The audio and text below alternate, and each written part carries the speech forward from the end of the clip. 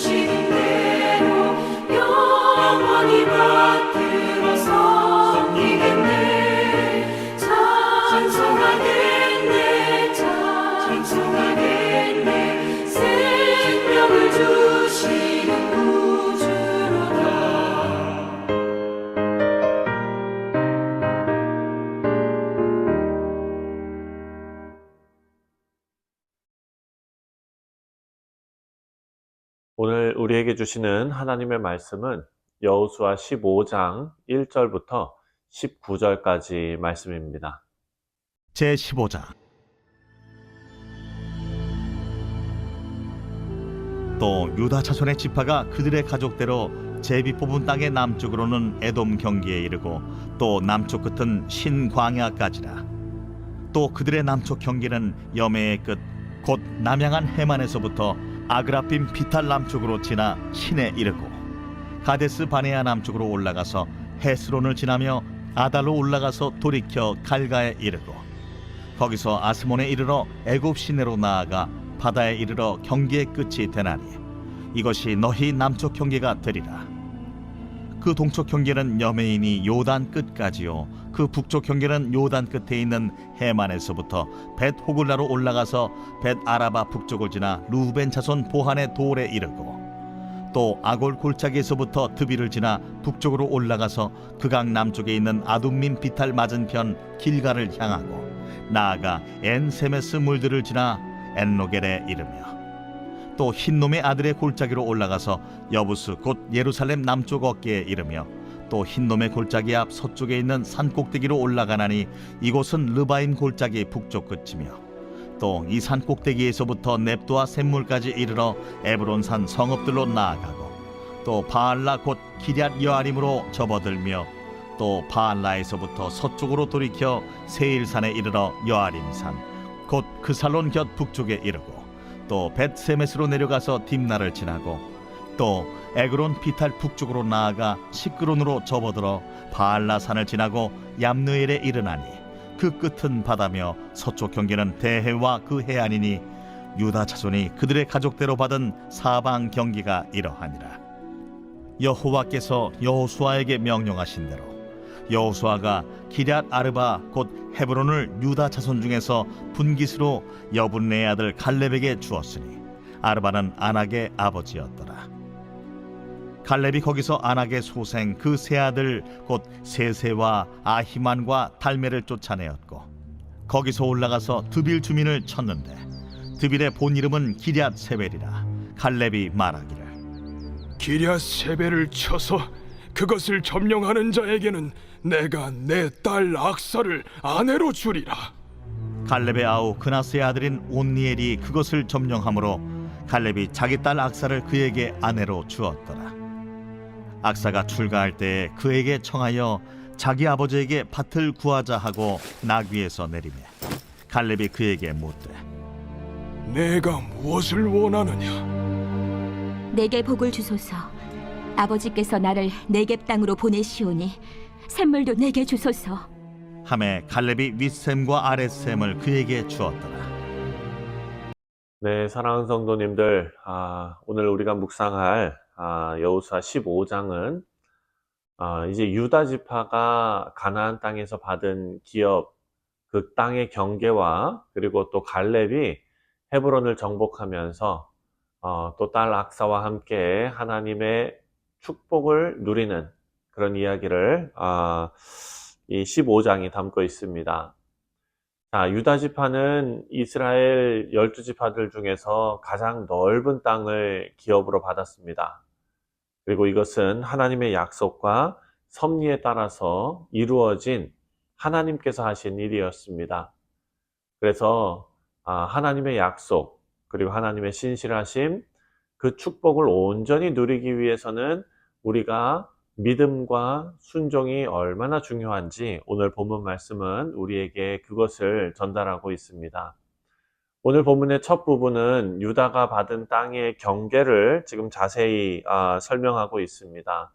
자, 15장 1절 말씀을 보면 또 유다 자손의 지파가 그들의 가족대로 제비 뽑은 땅의 남쪽으로는 에돔 경계에 이르고 또 남쪽 끝은 신광야까지라. 아멘.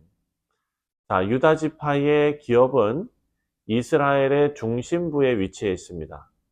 그러니까 남쪽으로는 네겝 광야, 북쪽으로는 예루살렘, 서쪽으로는 이제 지중해 해안까지 이렇게 이어지는 아주 넓은 땅이죠.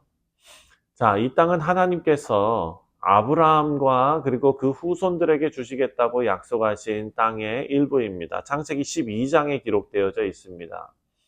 유다 지파가 이 땅을 받았다는 것은 하나님께서 그 이전에 하신 약속을 신실하게 지키시고 이루셨다. 그리고 하나님께서는 약속하신 것을 결코 잊지 않으신다라는 것을 우리에게 알려줍니다.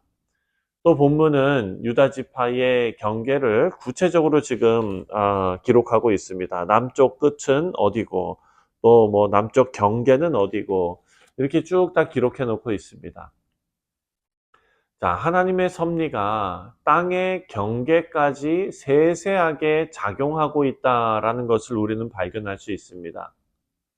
하나님께서는 각 지파에 맞는 그런 역할과 사명을 부여하시고 또 그 각 지파들의 기업을 통해서 하나님의 계획을 이루어 가십니다.